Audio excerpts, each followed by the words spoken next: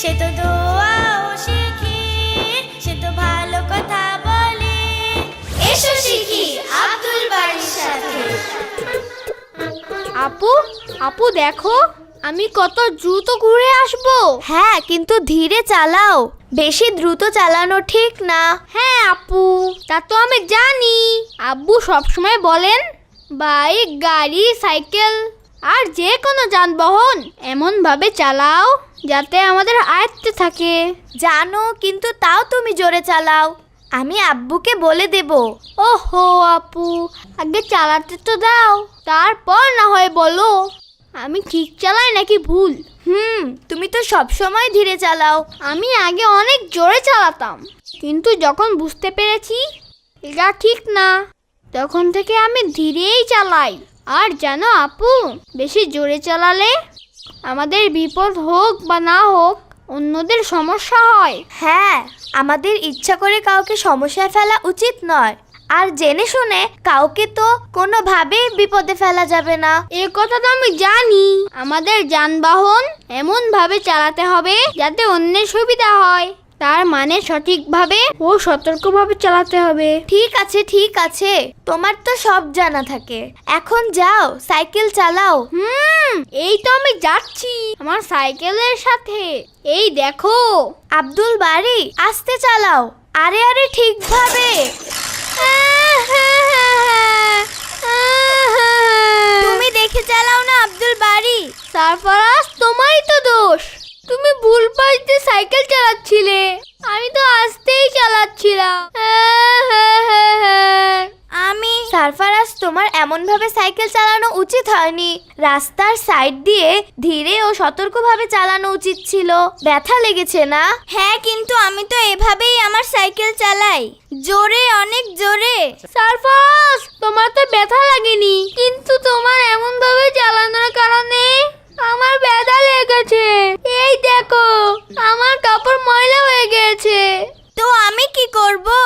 দেখো সারফারাজ, কখনো কোনো ভুল হয়ে গেলে নিজে থেকে নরম হয়ে মাফ চেয়ে নিতে হয়, তাহলে তার মন নরম হয়ে যায় আর সমস্যা বাড়ে না।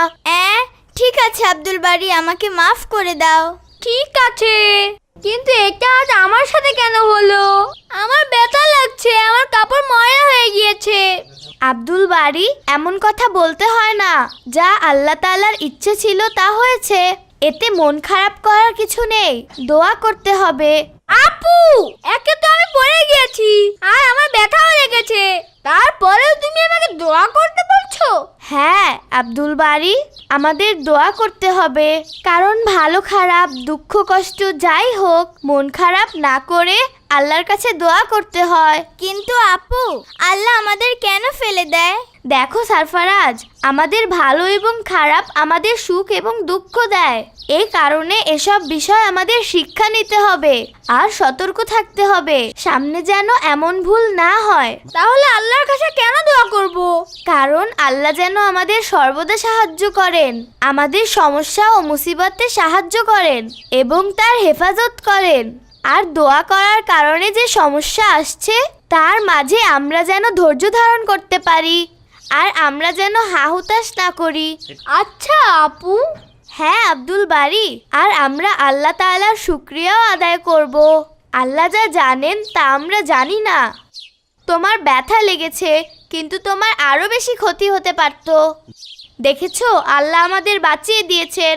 আচ্ছা ঠিক আছে আপু, কিন্তু তুমি তো কোনো দোয়া বলনি। যখন কোনো দুর্ঘটনা এবং মুসিবত আসে তখন এই দোয়া পড়তে হবে, ইন্না লিল্লাহি ওয়া ইন্না ইলাইহি রাজিউন।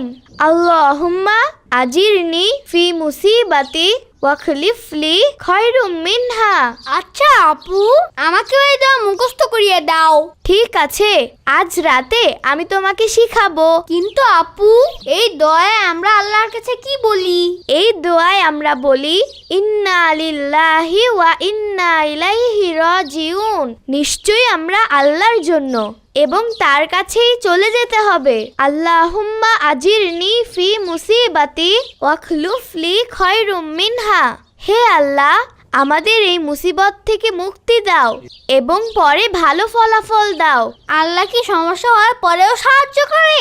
হ্যাঁ, যখন আমাদের কোনো সমস্যা হয় আর আমরা তাতে ধৈর্য ধারণ করি, তখন আল্লাহ তার বিনিময় আরো বেশি উত্তম প্রতিদান দেন আর এই সমস্যার কারণে আমাদের ছোট গুনাহগুলো মাফ করে দেন। ওহ, তাহলে এই কথা। তাহলে তো আমি এই দোয়া সব সময় পড়বো। খুব ভালো আব্দুল বারী, চলো এখন বাসায় যাই। ঠিক আছে, চলো। কিন্তু আপু, এখন যে আমার ব্যথা লাগছে, ওর জন্য তো আমি দোয়া পড়িনি। তুমি কি আমাকে পড়াবে? হ্যাঁ, অবশ্যই। আমার সাথে বলো, ইন্না লিল্লাহি ইন্না লিল্লাহি ওয়া ইন্না ইলাইহি রাজিউন। ওয়া ইন্না ইলাইহি রাজিউন। আল্লাহুম্মা আজিরনি আল্লাহুম্মা আজিরনি ফি মুসিবাতি ফি মুসিবাতি ওয়াখলিফলি ওয়াখলিফলি খায়রুম মিনহা। খায়রুম মিনহা। আব্দুল বারী রে, সে তো খুব ভালো ছেলে, সে তো